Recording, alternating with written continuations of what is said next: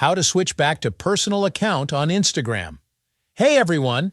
In this quick tutorial, I'm going to show you exactly how to switch your Instagram professional account back to a personal account. So if you're done with business tools or just want a simpler experience, follow along step by step. Alright, let's dive in. Open your Instagram app on your phone. Now tap the profile icon at the bottom right corner to go to your profile. Next, tap the three horizontal lines in the top right corner to open the menu. Scroll down and look for Business Tools and Controls or Creator Tools and Controls, depending on the type of professional account you have.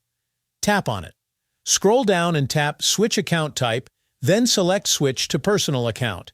Instagram will ask you to confirm. Just tap Switch to Personal Account again. And that's it.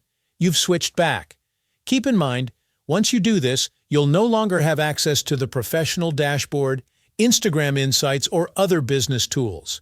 Switching back is quick and simple, and it gives you a clean, personal experience on Instagram again.